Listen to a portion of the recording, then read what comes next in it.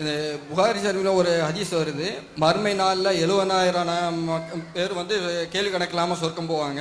அதில் ஒருத்தர் வந்து தனக்கும் ஓதி பார்க்காம மற்றவங்களுக்கும் ஓதி பார்க்காம போவார்னு சொல்லிட்டு ஒரு ஹதீஸ் இருக்குது. அதே புகாரியில் இன்னொரு ஹதீஸ் வருது, ஒரு சஹாபாக்கள் ஒரு வியாபார நிமித்தமாக ஒரு ஊருக்கு போகிறாங்க. அங்கே வந்து அந்த ஊர் தலைவருக்கு உடம்பு சரியில்லாமல் ஆனதுனால அதுக்கு ஓதி பார்த்து அதுக்கு கூலி வாங்கிட்டு வர்றாங்க. அப்போ சஹாபாக்கள் மத்தியில் வந்து கருத்து வேறுபாடு வந்ததுனால அது ரசூல்லாட்ட வந்து சொல்கிறாங்க. ரசூல்லா வந்து அதுலேயும் எனக்கு ஒரு பங்கு தாங்க அப்படின்னு கேட்குறாங்க. இந்த ரெண்டுக்கும் முரண்பாடு இருக்கிற மாதிரி இருக்கு, அதுக்கும் விளக்குங்க. அவர் என்ன கேட்குறாருன்னா, 2 ஹதீஸுகளை வைத்து இந்த 2 ஹதீஸுகளும் ஒன்றுக்கு ஒன்று மாற்றமான கருத்தை சொல்கிறது, எதை ஏற்றுக்கொள்வது? அதான் அவருடைய கேள்வி. என்ன ஹதீஸ்னா, ஒரு ஹதீஸ் என்னன்னு கேட்டால், நபி ஸல்லல்லாஹு அலைஹி வஸல்லம் சொன்னாங்க, என்னுடைய உம்மத்தில் 70,000 பேர் எந்த கேள்வி கணக்கும் இல்லாமல் சொர்க்கம் செல்வார்கள். என்னுடைய சமுதாயத்தில் 70,000 பேர் என்ன செய்வாங்க, எந்த கேள்வியும் இல்லாமல் சொர்க்கத்திற்கு போவார்கள் அப்படின்னு ரசூல் ஸல்லல்லாஹு அலைஹி வஸல்லம் சொல்றாங்க. அவங்க யார் என்று கேட்டால், அல்லதீன லா யர்கூன் வலா யஸ்தர்கூன், அவர்கள் வந்து தாங்களும் ஓதி பார்க்க மாட்டார்கள், அடுத்தவர்களையும் ஓதி பார்க்க சொல்ல மாட்டார்கள். எனக்கு ஓதி பாருங்க என்று அடுத்தவற்றை போய் ஓதி பார்க்குமாறு சொல்ல மாட்டார்கள், தாங்களும் ஓதி பார்த்து கொள்ள மாட்டார்கள். ஒலா எத்த தையரும், சகுனம் பார்க்க மாட்டார்கள். அலா ரப்பிஹிம் யத்தவக்கலூன், இறைவன் மீது மாத்திரம் தவக்கல் வைத்திருப்பார்கள். இப்படி நடக்கக்கூடிய ஒரு 70,000 பேர் வந்து என்னுடைய உம்மத்தில் சொர்க்கம் கேள்வி இல்லாமல், எல்லாரும் சொர்க்கத்துக்கு கேள்விக்கு அப்புறம் போவாங்க, இவங்களுக்கு கொஸ்டினே கிடையாது, நேர சொர்க்கத்துக்கு போயிடுவாங்க என்று ரசூல் ஸல்லல்லாஹு அலைஹி வஸல்லம் சொன்னாங்க. இந்த ஒரு ஹதீஸ். இந்த ஹதீஸில் என்ன வழங்குது? ஹதீஸை வச்சு பார்க்கும் பொழுது ஓதி பார்க்காம இருக்கிறது நல்லது, அவர் தான் சொர்க்கத்துக்கு போவ கேள்வி கணக்கு இல்லாமல் போகலான்ட்டு விளங்குது. இன்னொரு ஹதீஸ் என்னன்னு கேட்டால், அவர் சொன்னது, சஹாபாக்கள் ஒரு பிரயாணம் பண்ணி போயிருக்கும் பொழுது ஒருத்தர் ஒரு ஊரில் தங்குறாங்க. அந்த ஊரில் உள்ள சமுதாய தலைவருக்கு வந்து தேள் கொட்டிருச்சு. தேள் கொட்டினோன்னு அவர் என்ன செய்கிறாருன்னு கேட்டால், இவங்க சஹாபாக்கள் தங்கியிருக்கிற இடத்துக்கு வந்து, உங்களில் யாராவது ஓதி பார்க்குற ஆளுக்கு இருக்கிறீங்களா?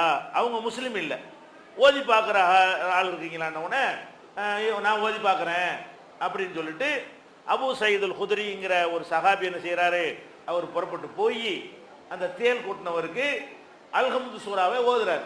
சூரத்துல் ஃபாத்தியாவை என்ன செய்கிறாரு, ஓதுன உடனே அந்த தேள் கடி விஷம் இறங்கிடுது. இது வந்து ரசூல் ஸல்லல்லாஹு அலைஹி வஸல்லம் கேட்கும் பொழுது இதை வந்து அவங்க அங்கீகரிச்சுக்கிட்டாங்க. அப்போ ஒரு பக்கம் பார்த்தா ஓதி பார்க்காம இருக்கணும்னு தெரியுது, இன்னொரு பக்கம் பார்த்தோம்னு சொன்னால் ஓதி பார்க்கலாங்கிற மாதிரி என்ன செய்கிறது தெரிகிறது. இது 2 முரணா இருக்குதே அப்படின்னு கேட்குறாங்க. இது மாத்திரம் இல்லாமல் ரசூல் ஸல்லல்லாஹு அலைஹி வஸல்லம் அவங்களே நினைஞ்சிருக்கிறாங்கன்னு கேட்டால் பல சந்தர்ப்பங்களில் ஓதி பார்த்துருக்குறாங்க. இதை விடுங்க, தேல்கடிக்கு ஓதி பார்த்ததை அவங்களுக்கே என்ன செய்வாங்க, தினசரி படுக்கைக்கு போகும் பொழுது சில சூறாக்களை ஓதி கையில் ஊதி என்ன செய்வாங்க, உடம்பெல்லாம் தடவிக்கொள்வார்கள்னு வருது. அவங்களுக்கு உடல்நிலை சரியில்லாமல் போன பிறகு அவங்க மனைவியை ஓத சொல்லி, ஆயிஷா நாயை ஓத சொல்லி அவங்க என்ன செய்வாங்க, அதை மேலாம் தடை விடுவாங்க என்று இருக்கிறது. அப்போ அடுத்தவர்கிட்டையும் ஓதி பார்க்க சொல்லி இருக்கிறாங்க, அவங்களும் ஓதி பார்த்து இருக்கிறாங்க. எதை இதில் கூடாதுன்னு சொன்னாங்களோ அதை வந்து அவங்க செஞ்சுருக்கிறாங்க. இதை வச்சு பார்த்தா கூட முரண் மாதிரி தான் தெரியுது. ஓதி பார்க்காம இருந்தால் நல்லதுன்னு வருது. ரசூல் ஸல்லல்லாஹு அலைஹி வஸல்லம் வந்து தானும் ஓதி இருக்கிறார்கள், மற்றவர்களை மனைவியும் என்ன செஞ்சுருக்கிறாங்க, ஓதி பார்க்க சொல்லி இருக்கிறார்கள்.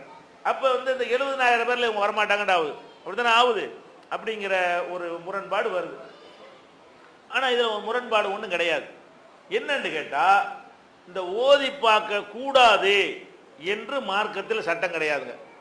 அதில் என்ன சொல்லப்பட்டிருக்குன்னு கேட்டால், சிறந்தது ஓதி பார்க்காமல் இருப்பது தான் என்னது சிறந்தது அப்படிங்கிற ஒரு கருத்தை தான் அந்த ஹதீஸ் சொல்லுது.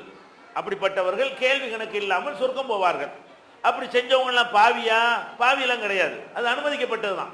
அப்போ நபிகள் நாயகம் ஸல்லல்லாஹு அலைஹி வஸல்லம் அவர்களை பொறுத்த வரைக்கும் சிறந்ததையும் சொல்லித்தர வேண்டும், சிறந்தது இல்லாததையும் மக்களுக்கு கற்றுத்தர வேண்டும்.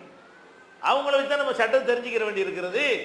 உதாரணமாக எடுத்துக்கொண்டோமே ஆனால், இப்போ நம்ம ஒரு சிறுநீர் கழிக்கிறாங்க, யூரின் போகிறாங்கன்னு வைங்க, உட்கார்ந்து தான் யூரின் போகிறோம், எல்லாரும் தெரிஞ்சு வச்சிருக்கிறோம். ஆனால் ரசூல் ஸல்லல்லாஹு அலைஹி வஸல்லம் அவர்கள் அவங்க உட்கார்ந்து யூரின் போயிருந்தால் கூட சில நேரங்களில் நின்று கொண்டும் சிறுநீர் கழித்திருக்கிறார்கள். புகாரில் ஹதீஸ் இருக்கிறது.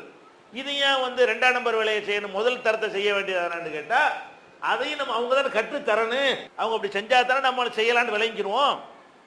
ரசூல் ஸல்லல்லாஹு அலைஹி வஸல்லம் பொறுத்த வரைக்கும் சிறந்ததை தான் அவங்க செய்வாங்க. ஆனால் சிறந்தது இல்லாம அனுமதிக்கப்பட்ட காரியம் இருந்தால் அவர்கள் சொன்னா தானே அது அனுமதிக்கப்பட்டது ஆகும். அதுக்காக அவங்க என்ன செய்வாங்கன்னு கேட்டா, அதையும் செஞ்சு காட்டுவாங்க. இப்படியும் செய்யலாம், முடிஞ்ச அளவுக்கு இப்படி செய்யுங்க. ஒரு நேரத்தில் சுத்தம் இல்லாமல் இருக்கு, சாக்கடையா இருக்கு, அந்த இடத்துல உட்கார்ந்து யூரின் போறதுக்கு அமைப்பு இல்லாமல் இருந்தால் நின்று கொண்டு சிறுநீர் தப்பு இல்லை அப்படின்னு சொல்லி தருவதற்காக வேண்டி அவங்க அதை செஞ்சு தான் இருக்கிறாங்க. அப்போ அந்த மாதிரி நம்ம என்ன எடுத்துக்கிறோம்னு கேட்டால், இந்த மாதிரி துன்பங்கள் ஒரு சகுனம் பார்க்கறது, ஓதி பார்க்கறது, இந்த மாதிரி விஷயங்களை தேர்ந்தெடுத்து விடாமல் அல்லாஹ் நாடினபடி நல்லபடியாக நடக்கும் என்று இருந்து விட்டால் அது சிறந்த ஒரு தரஜா. அதே நேரத்தில் நீங்க ஓதித்தான் பார்க்கணும்னு நினைச்சீங்கன்னு சொன்னா செஞ்சால் அது அனுமதிக்கப்பட்டது, சிறந்தது இல்லை. ஆனால் என்னது, அதுவும் செய்யலாம். அதை இது வந்து அனுமதியை காட்டுவதற்காக சொன்னது, அது சிறந்ததை காட்டுவதற்காக சொன்னது. சிறந்ததையும் அவர்கள் தான் கற்றுத்தர வேண்டும், அனுமதிக்கப்பட்டதையும் அவர்கள் தான் கற்றுத்தர வேண்டும். அதனால தான் அவங்க அதை செஞ்சிருக்கிறாங்கன்னு புரிந்து கொண்டால் ஒரு குழப்பம், முரண்பாடு கிடையாது. அது சட்டமா சொன்னா தான் முரண்பாடாகும். ஓதி பார்க்கவே கூடவே கூடாது என்று சொல்லிவிட்டு ஓதி பார்த்தால் அது கூடாதுன்னு போயிட்டு இப்போ செஞ்சாங்கன்னு வந்துடும். அந்த ஹதீஸ்ல கூடாதுன்னு சொல்லப்படலை. அது செய்தால் உயர்ந்த தரஜா, அதை செய்ய தவறினால் அடுத்த தரஜா, அப்படித்தான் வருது. எல்லாம் ஒரே கருத்து தான் சொல்லுது, ஒண்ணுக்கு ஒண்ணு இணக்கமா தான் இருக்கிறது, முரணா இல்லை.